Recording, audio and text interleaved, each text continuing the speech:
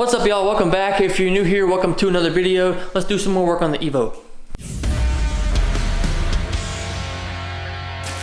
Okay, so there's several things that I want to accomplish today, but I bought a tool that I think will help me get that stud that is stuck in my cylinder head out that's been causing me headache and grief for quite a while now. So I bought one of these things. It's a heat induction gun. I have seen lots of comments about this, lots of videos about this. I've been holding off on buying one of these just because I didn't want to. I wanted to try and get it out here without having to buy one of these things. But I've exhausted all my ideas. I don't know what to do with this thing. I cannot get it out. It's still seized in there. I've used so much PB Blast. I've stripped it out so hard with vice grips, everything. It's not coming out. So we're gonna give this a shot, see what happens. This should be fairly quick. Uses electromagnetic fields, and it's supposed to heat it up super fast. So we can get this thing cherry red, get it out of there, and be done with it. Okay, so since this thing uses electromagnetic fields, I'm gonna keep you guys over there, and then I'll be over here working on this thing. The warnings on this thing are kind of wild, actually. Yeah, I don't think it would do anything, but out of an abundance of caution, you guys stay over there, I'll be over here. Here we go.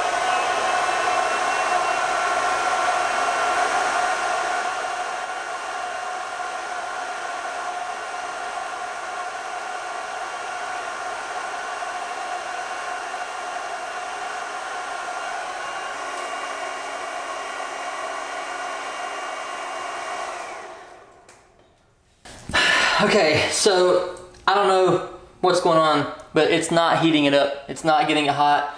I don't know why. I mean, it smokes, it does everything, it runs. I burnt through like 2 coils from holding it on there so long. I don't know what's going on. I've been working at this for a while now, and I'm gonna show you what happens, because it works on studs, not in the cylinder head. So yeah, let me show you what it's supposed to do.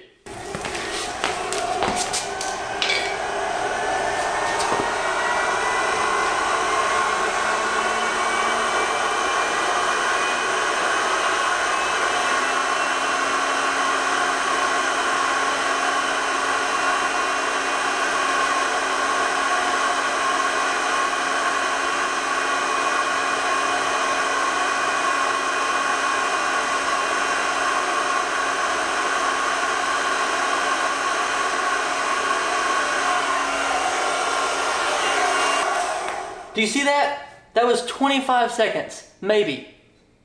And it was red hot. Why won't it work on the cylinder head?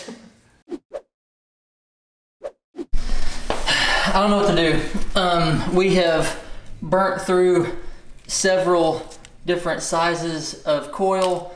I even made one. Like, I made one, wrapped it around, because I thought maybe there wasn't enough of the studs sticking out, and these were like too thick to get like a good, I don't know, bite on it. I don't know what it's supposed to do.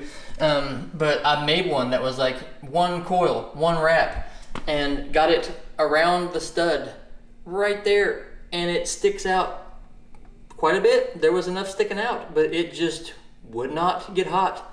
I don't understand.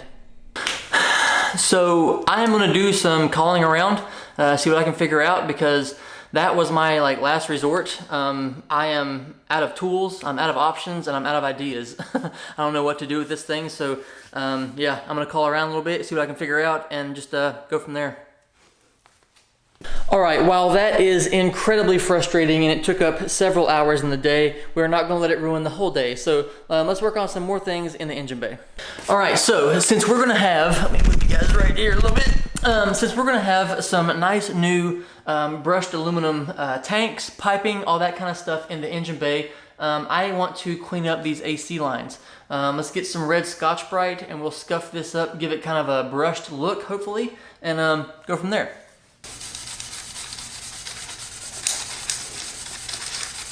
So yeah, just taking some red Scotch-Brite, just a little pad here, and rubbing it along through here. It's actually getting off quite a bit of the current corrosion and whatnot, and it's making it look really, really clean, and it actually is giving it a bit of a brushed look, so that is excellent. So I'm gonna keep rubbing this Scotch-Brite on here for, I don't know, a while, and we'll see how clean we can get it. Alrighty, so we got this whole thing scuffed up, polished up. It looks really, really good. I'm not sure if you can see the detail in like the brushed look on it, but it's got kind of like a little matte. You can kind of see there a little bit of brushing look. But yeah, we got that whole pipe there cleaned up. It looks super solid. There are some like divots and things in it, but I think it'll be fine. But yeah, that one's done. Now we gotta do this one.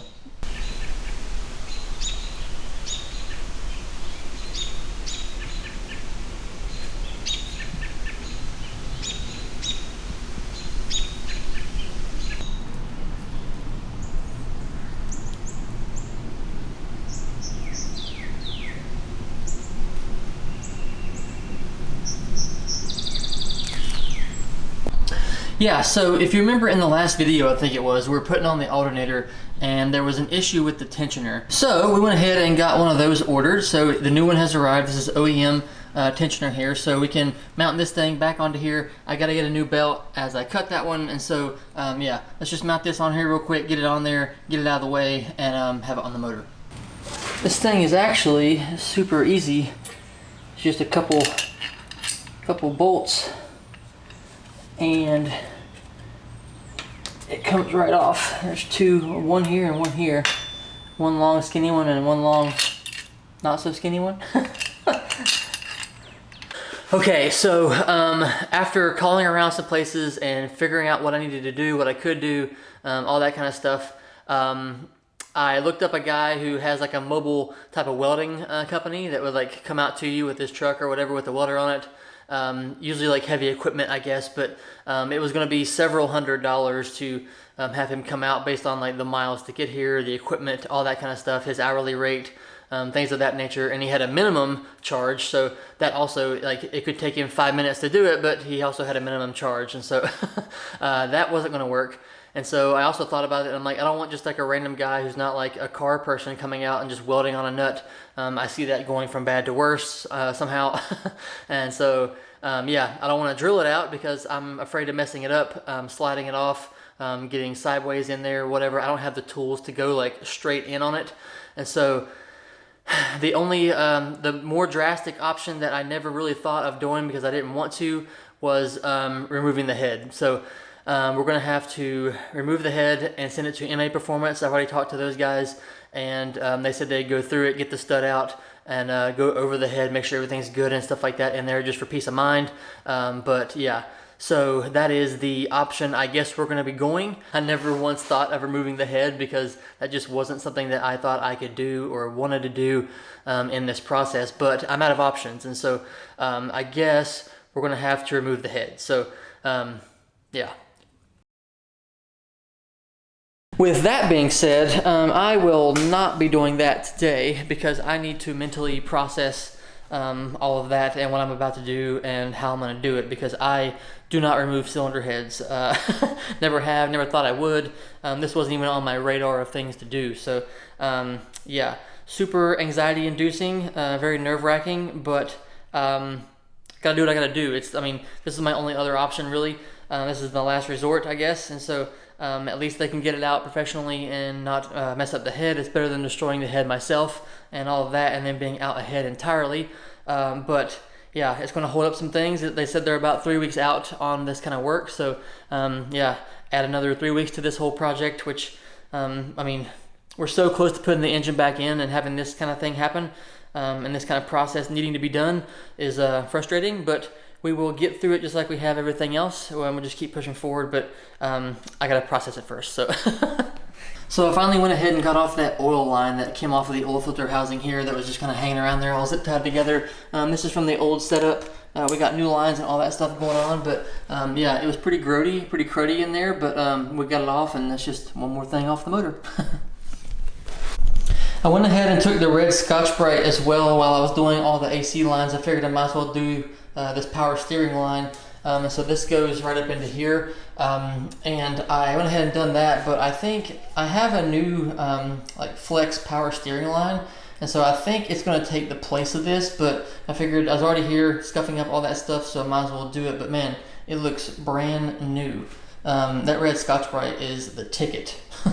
All right, so I'm gonna go ahead and end this off here. There was quite a bit of other things I wanted to get done today on this thing, but my head's still kind of in a whirl about the whole cylinder head issue, and I gotta email some places and call some more places and get that kind of lined up and start getting that taken care of. So yeah, I'm gonna go ahead and do that. It's gonna put a delay on things, so I wanna get it off of there as soon as possible so I can get it back as soon as possible, because I can't even put the engine into the bay now. And so yeah, just it throws a wrench into things, but we gotta do what we gotta do. So thanks for watching. I do appreciate it very much. As always, drop a comment down below. Let me know what you guys think of the process, the progress. If you guys have any questions, drop those down there as well. Be glad to help much as I can, chat, whatever. And if you guys have any advice for that whole cylinder head thing, I'd be glad to hear that too. So see you next time.